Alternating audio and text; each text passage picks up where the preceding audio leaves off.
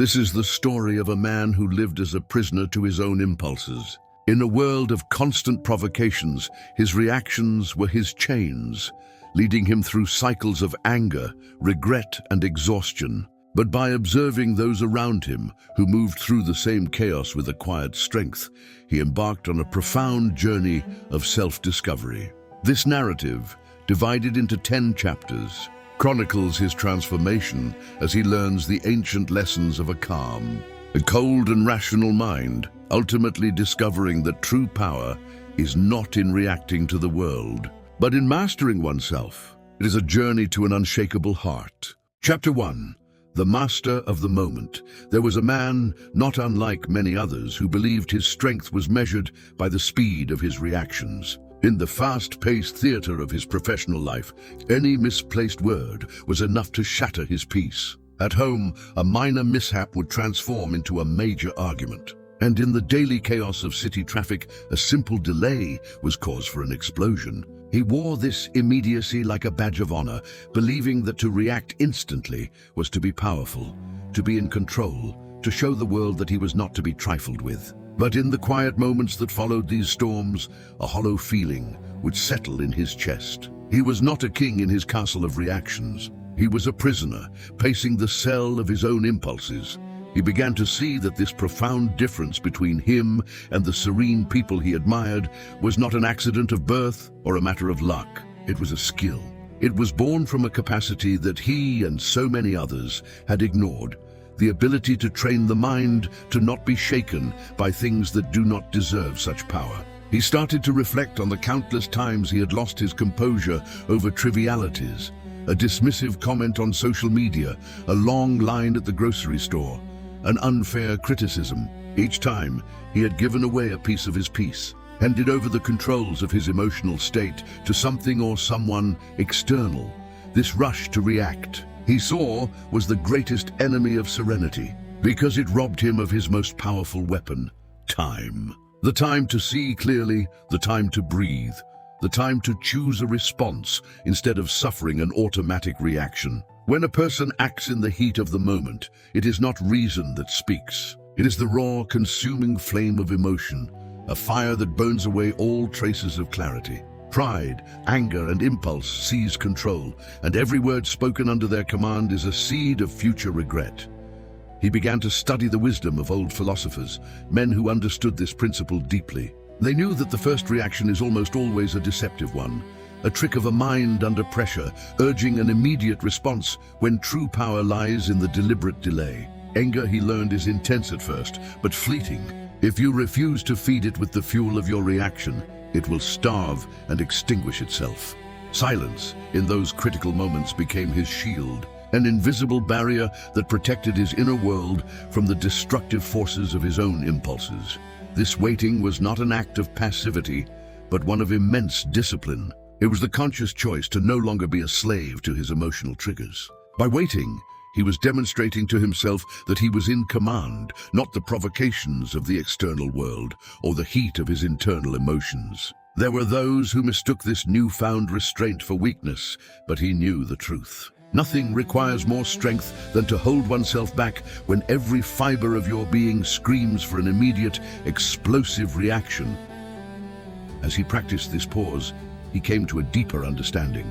The reactions he was trying to control were just the surface tremors of a much larger internal force, his impulses. These were the primal sparks of anger, desire, and fear that ignited before reason could even intervene. To truly become the master of the moment, he couldn't just manage the explosion. He had to understand the fuse. The Stoics, he learned, taught that a free man is one who masters his impulses. If he did not control them, he knew with certainty that they would control him, dictating every aspect of his existence. The allure of impulse was in its speed and intensity. It was seductive because it offered the promise of immediate relief, the fleeting satisfaction of responding to an insult with an even sharper one, the temporary escape of giving in to a craving, the brief thrill of an impulsive purchase. But he had lived that life, and he knew what always followed. A hollow emptiness, a feeling of regret that was always larger and lasted far longer than the momentary pleasure. It was a vicious cycle that had kept him running in circles. chasing fleeting stimuli but never finding a true direction. Mastering his impulses did not mean eliminating them, for they are a fundamental part of human nature. It meant learning to recognize them the moment they arose, and to consciously choose whether or to follow their lead. This, he realized, was the definition of true freedom, not to be at the mercy of the internal forces that sought to decide for him. He identified the three most common and powerful impulses that had governed his life: the impulse to react in anger, the impulse to chase fleeting desires, and the impulse to flee from fear. Each of these, left unchecked, had the power to derail his entire destiny. This was not a battle won overnight. It was like strengthening a muscle, requiring daily exercise. Every time he successfully resisted an impulse, every time he paused before reacting, he grew stronger. Each choice was shaping the man he would be tomorrow, either a master of himself or a slave to his own instincts. The wise man, he read, is capable of looking inward, perceiving the wave of impulse forming, and deciding not to be swept away by it. The fool throws himself into the wave without thinking and then complains about the consequences. As he gained this self-control, he began to project a quiet strength that others could sense. People noticed that he did not lose his composure easily, that he did not fall for obvious temptations, that he was not swayed by the promise of momentary pleasure. This earned him a new level of respect, for it showed that he was the owner of himself. And to be the owner of oneself, he concluded, was the greatest power a person could possess. The challenges of the external world were many, but none were as dangerous as the inability to control oneself. He had to master his impulses before they mastered him, and in doing so, he discovered that true strength was not found in what the world could offer him, but in what he had the power to refuse. He was learning to control the inner beast. But how could he stop the words of others from defining his inner peace? Chapter 2. The Armor of Indifference. From his earliest days, the man had learned to care deeply about what others said of him. It was a lesson taught not in classrooms, but in the subtle exchanges of daily life. A negative comment could linger for days, a small, dark cloud that followed him home. As he grew, this sensitivity only sharpened. He existed on a pendulum, swinging wildly between the extremes of criticism and adulation, never finding a point of balance. He came to realize that both forces, though opposite in nature, carried the same profound risk. They pulled him away from his true self, placing the keys to his well-being in the hands of others. To live according to the opinions of the world was to live in an invisible prison, where every word from another person became a bar that confined, or a key that momentarily freed his spirit. When someone criticized him, his first impulse was always defensive. He felt an overwhelming urge to argue, to justify his actions, to prove the other person wrong. It felt as if a single negative phrase could define his entire identity, and he had to scrub it clean before the stain set in. But through careful observation, he began to see that criticism often said more about the person who issued it than the person who received it. It was a reflection of their own envy, their frustrations, their limited perspective. To absorb every critique as an absolute truth was to hand over the steering wheel of his life to people who had no interest in his journey, only in judging his path.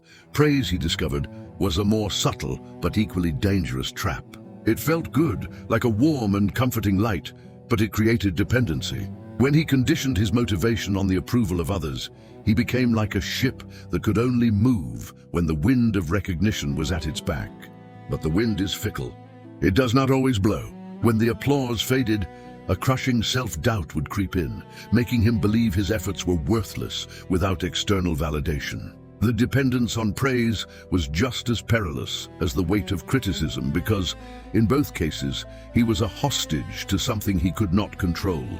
He knew he needed to find a different way. He began to practice a form of conscious indifference, not an arrogant dismissal of everyone, but a disciplined filtering of the noise. It meant learning to listen without losing himself, to observe without absorbing, to acknowledge that the opinions of others, whether good or bad, could not define his intrinsic worth. He started to navigate by an internal compass, guided by his own principles, not by the shifting winds of external applause or condemnation. His true measure, he was beginning to understand, came from a clear conscience, from the quiet certainty that he was doing what he believed to be right, even if no one was there to cheer him on. And even if many were there to criticize, he thought of all the energy he had wasted trying to please everyone. A race with no finish line. There would always be someone who disapproved, someone who demanded more, someone who criticized simply for the pleasure of it. Living for the approval of this invisible, ever-shifting audience was a life of constant exhaustion. But this conscious indifference was liberating. He began to act according to his own values, and this brought a profound peace that no compliment could provide and no criticism could take away. His new approach was simple in theory, but challenging in practice. When someone applauded him, he would offer thanks, but would not let the praise intoxicate him or become the reason for his next action. When someone attacked him with harsh words, he would listen for any kernel of truth, but would not allow the poison to seep into his soul. He held his mind in the center, firm like a rock against which the tides of opinion rose and fell. The sea could crash against it with all its might, but the rock's existence did not depend on the waves. So too his mind became his own, stable, solid, and imperturbable. A powerful side effect emerged from this practice. As he learned to be indifferent to both flattery and insult, he gained a new kind of respect. People began to see that he could not be manipulated with words, that his self-esteem did not sway with their opinions. This consistency projected an aura of strength, for it showed that his identity was not for sale. He was not shaken by blame, nor was he dazzled by praise. Such constancy was rare, and for that very reason it was admired. Training this mindset required daily consciousness. When he received criticism, instead of reacting defensively, he would pause and ask himself, is there any real foundation to this? If yes, he would take it as a lesson for growth. If no, he would discard it as meaningless noise. When he received a compliment, instead of losing himself in vanity, he would remind himself that it was merely one person's perception and did not change the substance of who he was. The truth, he knew, was not found in what others said about him, but in what he did every day, especially when no one was watching.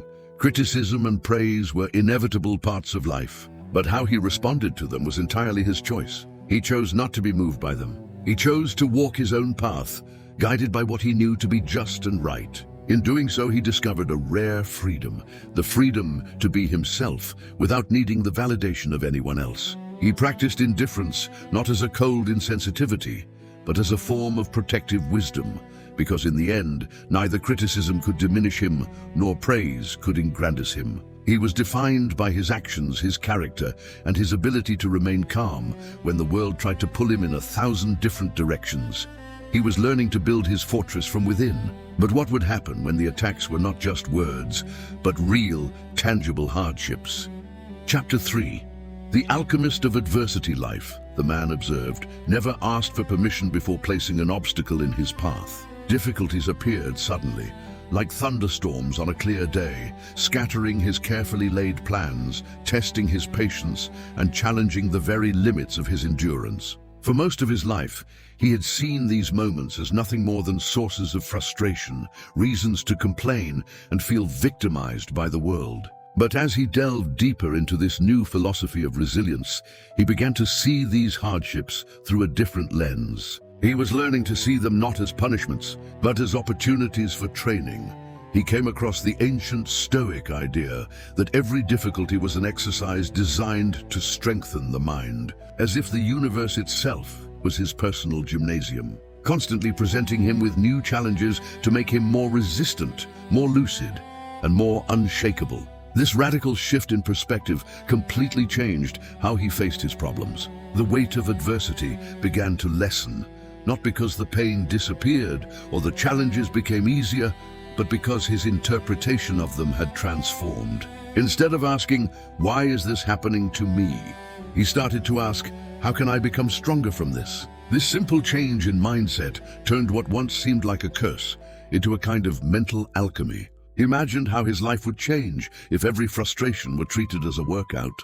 A traffic delay, which once would have sparked rage, now became a test of his patience. A harsh criticism, which once would have wounded his pride, became training for his self-confidence. A significant loss, which once would have crushed him, became an invitation to develop a deeper resilience. The wisdom was not in avoiding the inevitable hardships of life, but in transforming them into allies. It was about ceasing the futile struggle against what could not be changed and instead using it to change himself for the better. He understood that he could not control what happened to him, but he could always control how he responded. And it was in that space of response that every difficulty became a valuable tool. He realized that a life without challenges, a world of perfect ease and comfort, would be a world without growth. His mind would remain fragile, untested, and incapable of weathering the real storms of existence. It is the friction that strengthens the muscle, the pressure that shapes the diamond, and the adversity that forges the spirit. Of course, this mindset did not come naturally. The human instinct is to reject discomfort, to complain, to seek the path of least resistance. Therefore, turning difficulties into training was a conscious choice, an act of daily discipline. It required him to look at what pained him and declare, "This will not destroy me. It will shape me." With every instance he succeeded in doing this, he felt an invisible muscle growing stronger within him, a quiet force that no one could ever take away.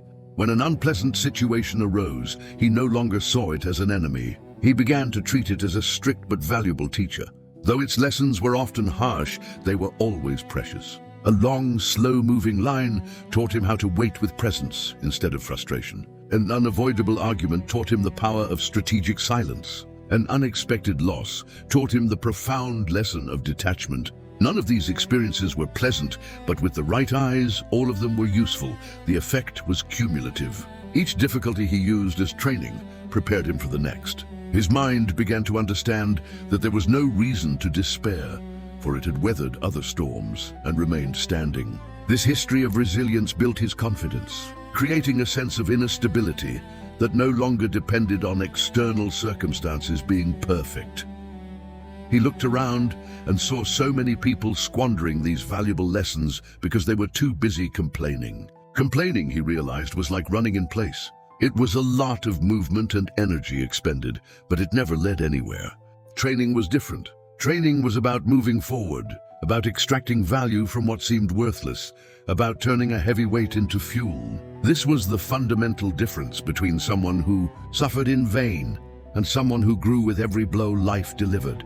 2. Transform difficulty into mental training was an act of profound practical intelligence. It was not a naive optimism that denied reality, but a pragmatic acceptance that since problems were unavoidable, he might as well use them for some greater purpose. This mentality forged him into a more resilient, calm, and rational person, someone who did not bend at the first sign of trouble, but saw every obstacle as a stepping stone.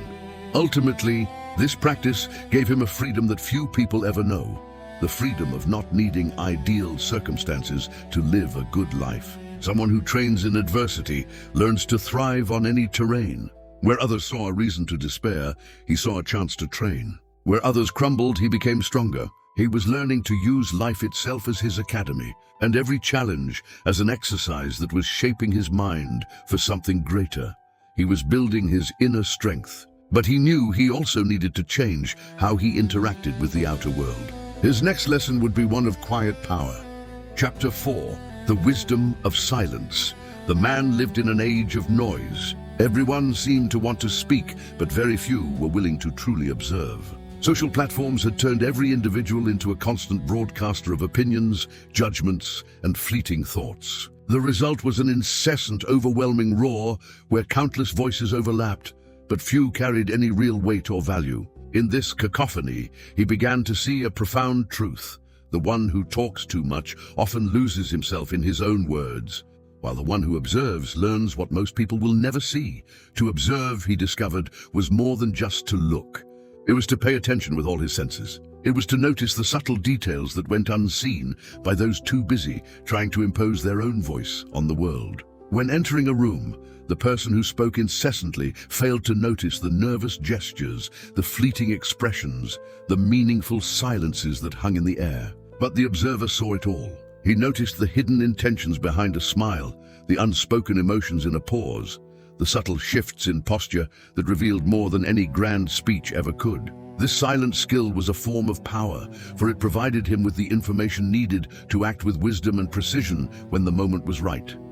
The impulse to speak, he realized, often came from the ego. It was a desire to be heard, to prove one's knowledge, to leave a mark. But by constantly giving in to this impulse, he had been forfeiting the immense benefits of listening and contemplation. The man who learns to observe more than he speaks feels no need to constantly prove his worth. He understands that true strength lies not in being the loudest voice in the room, but in knowing when to be silent and absorb, and when to speak with purpose. This practice of observation brought advantages to every area of his life. At work, it allowed him to identify opportunities that his more talkative colleagues completely missed. In his relationships, it helped him understand what truly motivated the people he cared about, even when their words said something else entirely. In moments of conflict, his habit of observing kept him from being dragged into petty provocations, because by watching the entire board, he could see the full picture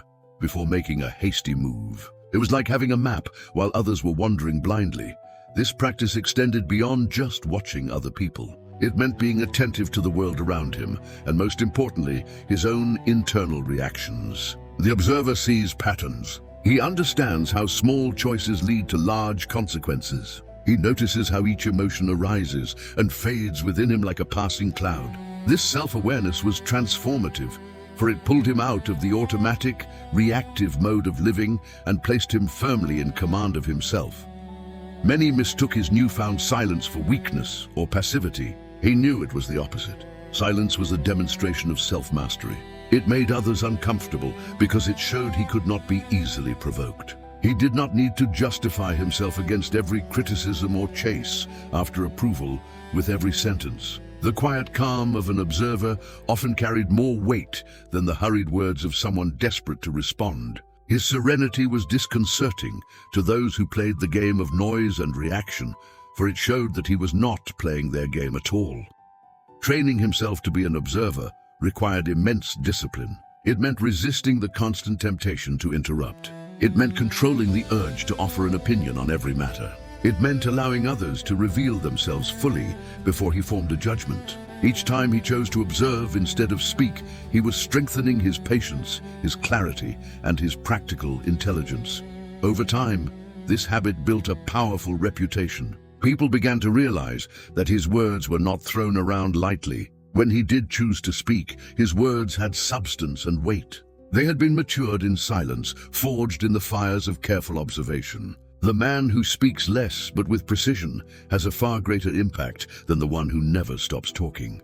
The world was full of noise, but the observer became capable of hearing the music hidden beneath the din. This ability was rare because it required the humility to not always be the center of attention. It required the courage to feel no need to prove anything from one moment to the next. It required the patience to allow the truth to reveal itself in its own time.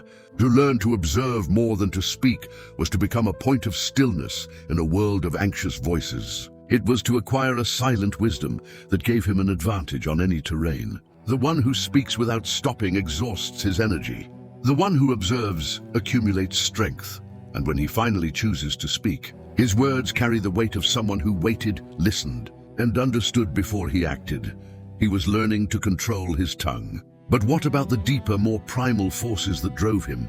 The impulses that seemed to rise from a place beyond thought. Chapter 5. The Light of Logic. A vast majority of the mistakes the man had made in his life, he came to realize, were not born from a lack of knowledge, but from the haste of a decision fueled by emotion. Anger, fear, anxiety, even a burst of euphoria. These powerful feelings had often pushed him into choices that, in the clear light of hindsight, revealed themselves to be disastrous. He learned from the Stoics the critical importance of placing logic before emotion, not as a way to extinguish feeling, but to guide it. Emotion, he understood, was a fleeting storm, while the decisions born from it could leave a permanent mark on the landscape of his life.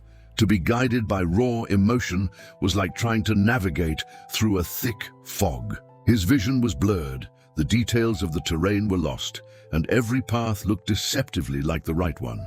To move forward without clarity was to risk falling into unseen pits. Logic, on the other hand, was the bright, piercing light that cut through the fog, allowing him to see beyond the heat of the moment. It did not remove the difficulty of the choice, but it illuminated the path, providing the necessary elements for a firm and conscious decision. One of the great secrets of logic, he discovered, was its ability to create distance. By analyzing a situation rationally, he could step back just far enough to avoid being swept away by the emotional storm. It was like standing on high ground, able to observe the flood below without being caught in its current. This mental distance allowed him to weigh the pros and cons, to consider the long-term consequences, and to measure the true impact of something that felt urgent but often was not. To engage his logic, he began to arm himself with questions. Before acting on a strong feeling, he would pause and ask, is this action truly necessary right now? What will the consequences be in a month, in a year?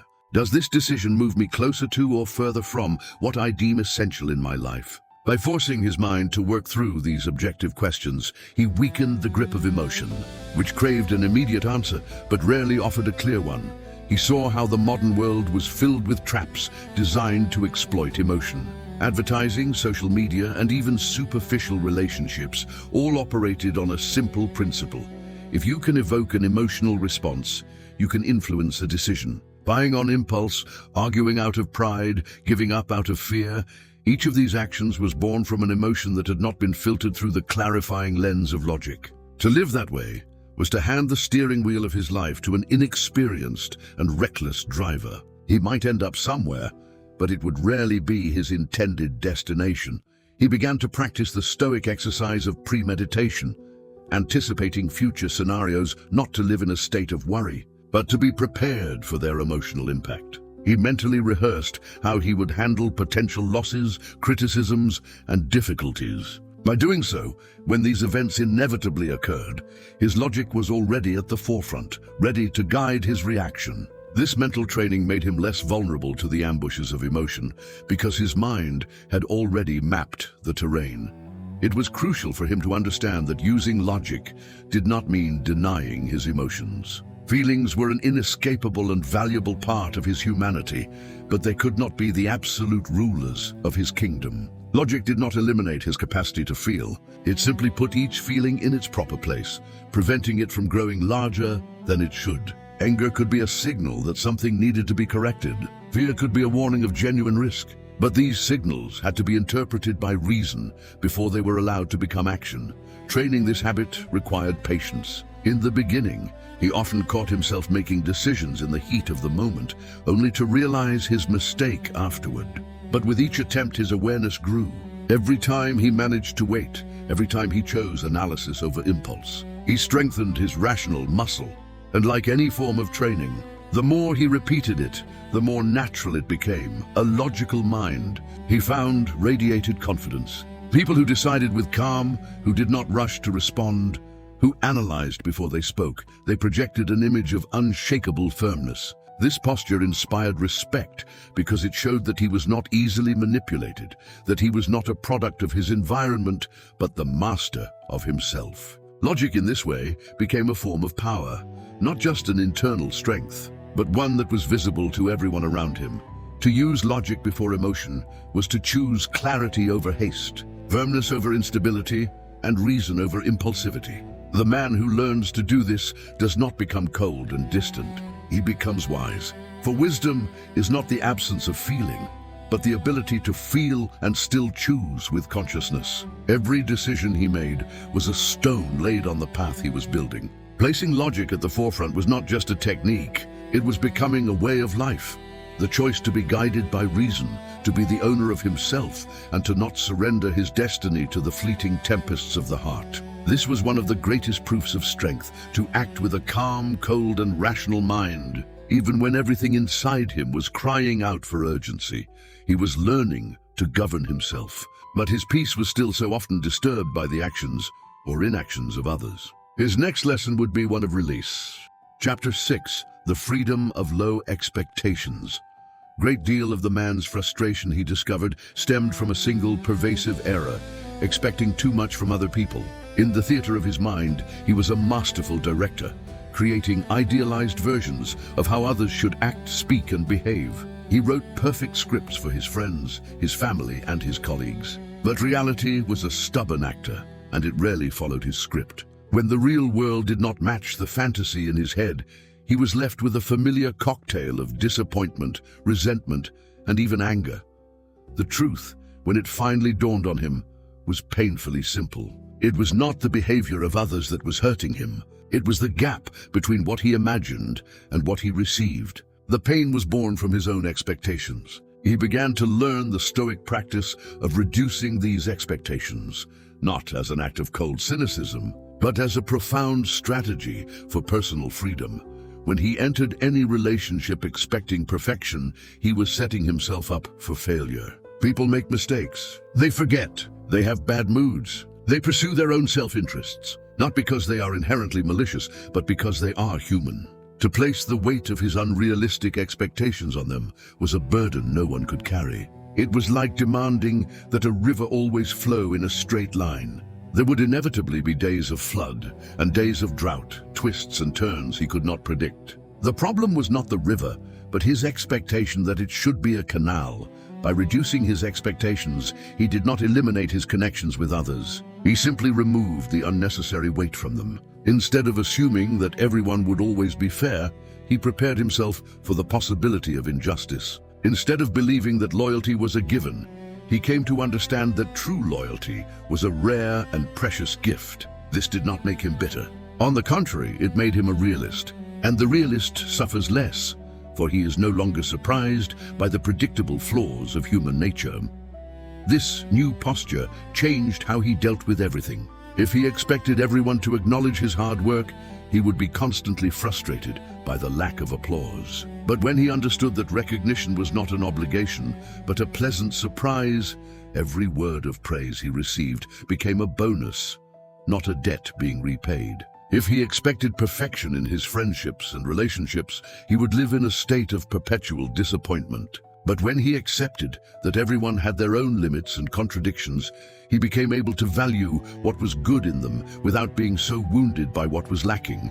He could not control others, only himself. This, he realized, included controlling what he expected from them. By lowering his expectations, he reclaimed his peace, taking it out of the hands of others. He learned to act out of conviction, not for the sake of a return. He did good because he believed it was right, not because he craved recognition. He acted with integrity because it was his principle, not because he expected gratitude. In this way, the actions of the external world began to lose their power over his internal equilibrium. Of course, living without high expectations did not mean accepting poor treatment or becoming a doormat. It was not about abandoning his standards, but about understanding that no one was put on this earth to live up to his personal ideal. He could still choose who to associate with and could distance himself from those who consistently crossed his boundaries. But he could not change the fundamental nature of another person. He also found that reducing his expectations actually strengthened his relationships. When he stopped demanding perfection, he gave others the space to be who they truly were. This created more authentic connections, free from the masks of obligation. People can sense when they don't have to constantly prove themselves, and it draws them closer. A bond born from acceptance is far more solid than one built on a foundation of unrealistic demands. Ultimately, he saw that excessive expectation was a reflection of his own desire for control. He wanted to mold the behavior of others because he believed it would make him feel secure. But control over others is an illusion, and the more he tried to maintain it, the more he suffered. To free himself from this illusion was to lift a heavy burden. It was to understand that his energy was best invested in what he could control, himself, and not wasted on demands that only bred frustration. By reducing his expectations, he did not become cold or indifferent. He became free, free to act without expecting a return, free to help without demanding gratitude, free to love without turning the other person into a source of constant disappointment. This freedom was the key to his newfound calm, for it took the power to define his mood, his joy, and his peace out of the hands of others. He was no longer hurt by expecting too much. Instead, he was pleasantly surprised when someone offered more than he anticipated. This simple shift turned frustration into gratitude and disappointment into acceptance. He was learning to accept people as they were. But could he learn to accept the world as it was? Chapter 7, Dancing with Impermanence. The man looked at the world around him and saw one undeniable truth. Nothing ever stayed the same. The clear, hopeful sky of morning could be overtaken by heavy grey clouds by noon. A calm sea could transform into violent, crashing waves in a matter of minutes. A tree that seemed eternally firm could be uprooted by a wind that no one saw coming. The world was a place of constant, relentless change, and yet he, like so many others, had spent his life insisting on a fantasy of absolute stability. Instability, he realized, was not the exception. It was the rule. He reflected on all the things in his own life that had happened without warning. A phone call that changed the entire direction of a day. A piece of news that completely altered his plans. An unexpected loss. A sudden opportunity. All of it proved that the ground beneath his feet was never truly solid. But instead of accepting this fundamental reality, he had clung to an illusion of control. And it was from this illusion that most of his suffering was born. The Stoics, he learned, did not deceive themselves. They knew it was impossible to predict everything, much less to prevent the unexpected from happening. So instead of fighting against the volatile nature of life, they prepared themselves to embrace it. This acceptance was not a passive resignation, but an act of practical intelligence. The man who accepts that the world is unpredictable stops wasting his energy trying to hold on to things that cannot be held. He focuses instead on what is truly within his power, his own posture in the face of change. As this understanding took root within him, something profound began to shift. Disappointments lost their sting because he no longer held the childish expectation that everything would go exactly as planned. Losses still hurt, but they were no longer seen as personal injustices inflicted upon him by a cruel universe. The unexpected ceased to be an enemy and became an integral and even interesting part of life. This change in perspective did not eliminate his pain, but it made it bearable, because now the pain made sense within the natural flow of things. He began to see that the world's instability was also the source of its beauty. If everything were fixed and permanent, there would be no room for wonderful surprises, for new encounters, for personal transformation. The same ocean that brought storms also offered unforgettable moments of calm. The same life that presented unexpected difficulties also gifted him with opportunities he could never have imagined. To accept the unpredictable was not just to prepare for the worst, but also to remain open to the best that had not yet happened. His resistance to this truth had been the source of so much of his anxiety. He had lived in a constant state of tension, wanting life to follow the script he had written in his mind. But life does not read our scripts. It follows its own cycles, which ask for neither permission nor opinion. The sooner he accepted this, the sooner he found a calm that did not depend on ideal circumstances. To accept instability was not to surrender, but to strengthen. He thought of a sailor who does not expect the sea to be still. Instead, he learns to use the winds, to adapt to the waves, to guide his boat even in the midst of unpredictability. Life demanded the same wisdom, not to control the sea, but to learn how to navigate it. There was a deep freedom in living this way. When he accepted that the world was unstable, he no longer despaired in the face of change. On the contrary, he began to expect it. He was always ready to adjust his sails, to find a new path, to deal with the unforeseen with a cool and clear head. This posture made him less vulnerable to shock and more open to life as it truly was. In the end, all he truly had was the awareness that the present moment was fleeting. Neither his pain nor his joy would last forever. This perception could be frightening, but it also brought a deep sense of serenity. For if everything passes, then his suffering was not eternal. And if everything changes, then there was always room for a new beginning. To accept that the world was unstable and unpredictable was to choose to live in harmony with reality. It was to abandon the futile fight against that which could never be controlled. It was to realize that life did not need to follow his plans to be valuable. And as he learned to move within this ever-changing flow, he found that no matter what happened on the outside, he could remain firm. For his stability no longer depended on the world, but on the strength he had built within himself. He was learning to accept the world. But there was one emotion that still felt like an uncontrollable force of nature. A fire that threatened to burn down everything he was building. Chapter 8. The price of peace and the futility of rage anger was one of the most intense emotions the man had ever known. It arrived like a flash fire, creating an illusion of immense power. But he was coming to see this powerful flame for what it truly was: destructive. It never built anything that lasted. It didn't sustain, it only consumed. Anger might win a small, fleeting battle, but it could never win the war for a peaceful life. It always demanded a higher price than it first appeared to. He thought back on all the damage his anger had caused. The friendships lost, the trust broken, the opportunities squandered in a single decisive moment when he could not control his rage. Anger, he realized, is profoundly nearsighted. It sees only the present moment, craving immediate release, the satisfaction of a sharp retort, the fleeting justice of revenge. But when the dust settled, what remained was almost always regret.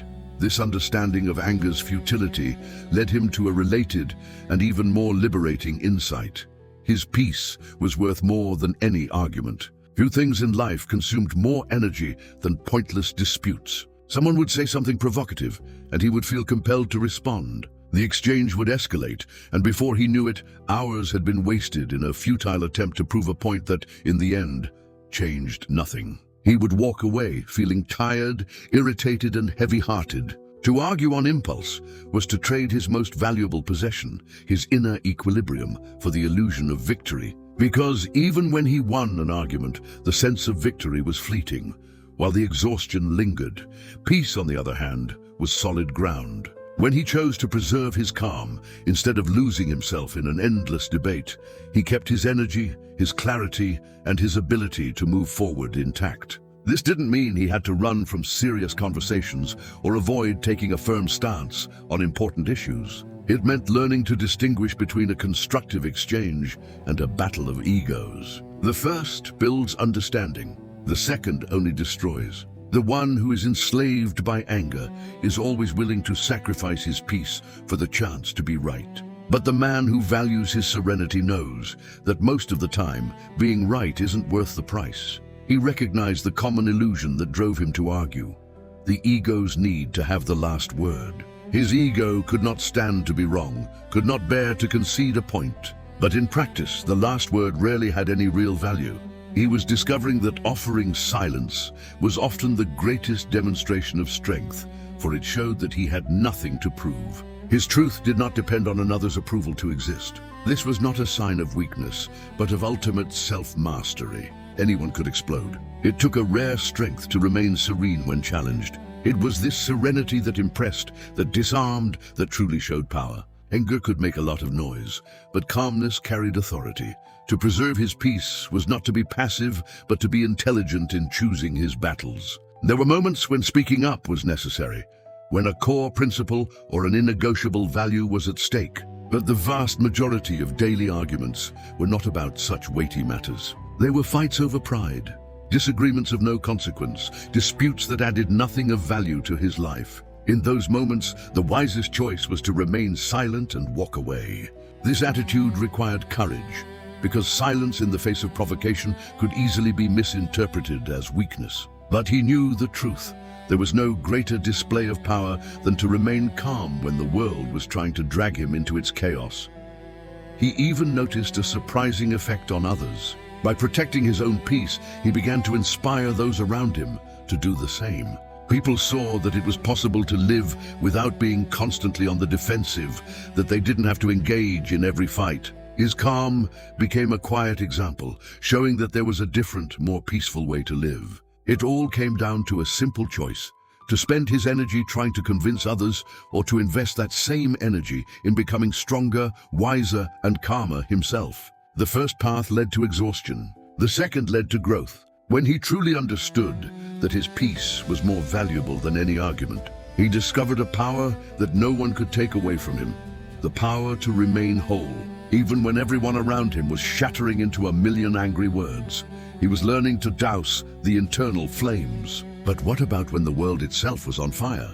Chapter 9, The Eye of the Storm. There were moments in the man's life when everything seemed to collapse at once. Bad news arrived in waves, responsibilities piled up like insurmountable mountains, and problems intersected, crashing into him from all sides. In these moments of overwhelming chaos, His natural instinct, and that of most people, was to fall into despair, to run in frantic circles without any clarity, reacting out of panic rather than reason. But it was precisely in these moments of extreme pressure that a person's true self-control was revealed.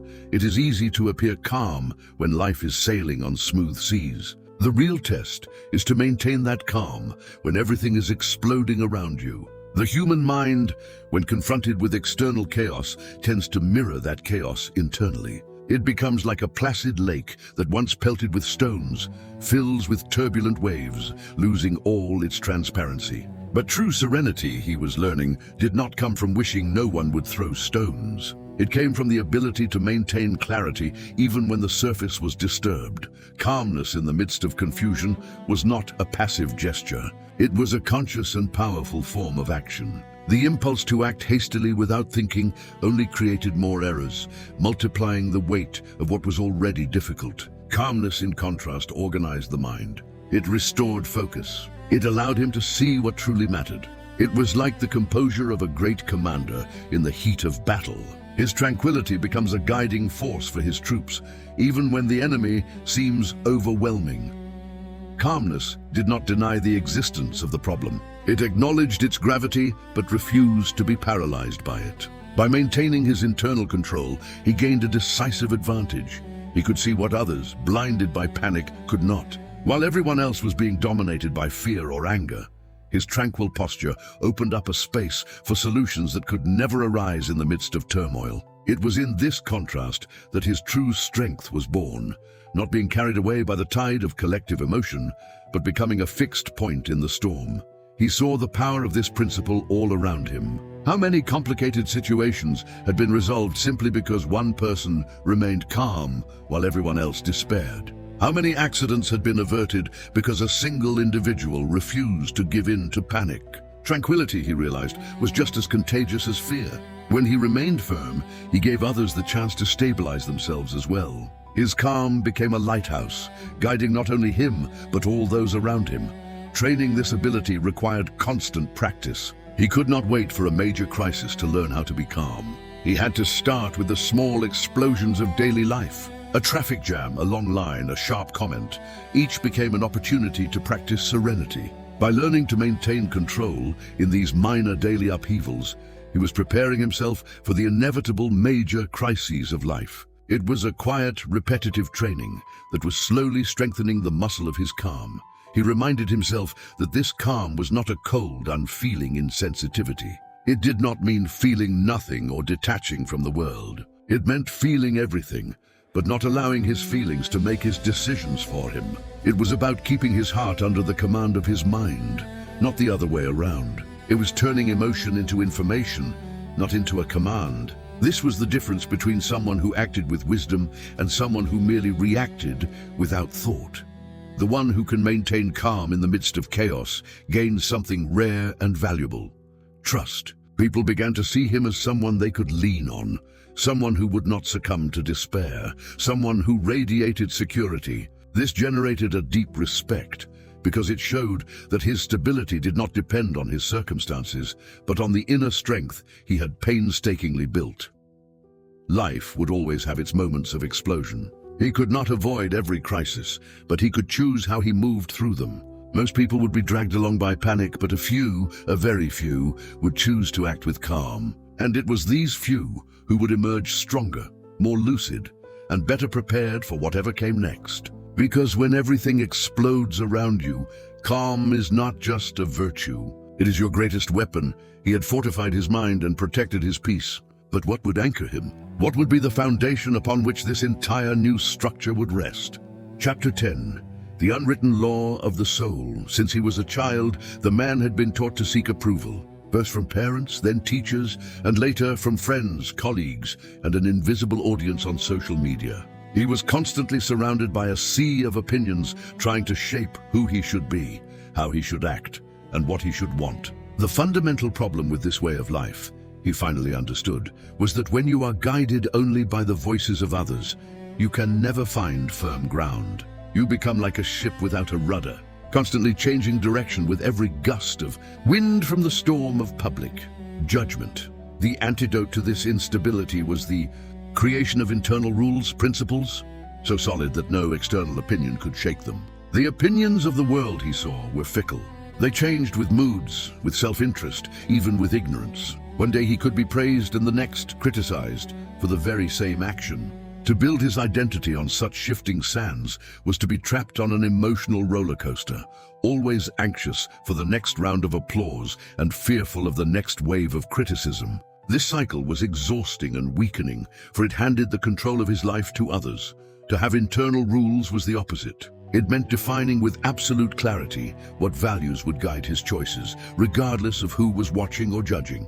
It meant acting in accordance with his own conscience, not with the expectations of others. This practice created a kind of invisible armor. He could still hear the external voices, but they no longer had the power to command him. This was not about ignoring everyone else completely. Advice could be useful. Constructive criticism could reveal blind spots. Praise could be motivating, but none of it could be allowed to become more important than his own internal compass. When an external opinion contradicted what he knew deep down to be right, his internal rule had to prevail. Otherwise, he would be lost in a labyrinth, trying to please everyone and in the end, failing the only person to whom he owed ultimate fidelity: himself. These internal rules did not appear out of thin air. They had to be built, tested, and refined through conscious reflection. They were born from asking himself what truly mattered, from identifying the principles he was unwilling to negotiate, no matter the cost. For the ancient Stoics, these principles revolved around virtue, discipline, and reason. For him, they took their own shape, but they were always based on something that did not depend on applause or criticism for its value.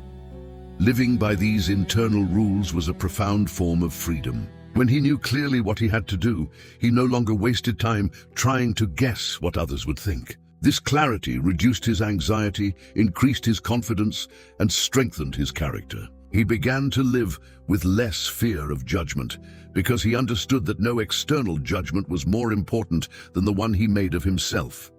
He thought of how this would have changed so many small decisions in his past. How many times had he failed to do something out of fear of what others would say? How much energy had he spent justifying himself to people who had no real stake in his life? When his internal rules became firm, that fear began to dissolve. He acted, spoke, and chose with a newfound conviction because he knew he was aligned with what he believed. This posture generated a quiet respect. It might initially bother those accustomed to manipulating with opinions and judgments, but over time, consistency wins. People noticed that he did not bend easily, that his word did not change with the audience, that his identity was not for sale. This constancy, so rare in a world seeking constant approval, was exactly what made it inspiring. Of course, this firmness came at a cost. Not everyone would like it.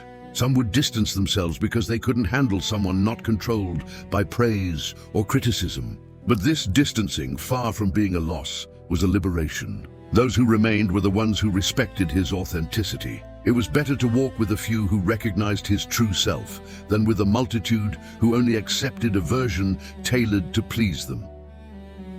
Life always presents us with a choice: to live according to our own rules or to live as hostages to the opinions of others. The first path demands courage, discipline, and clarity.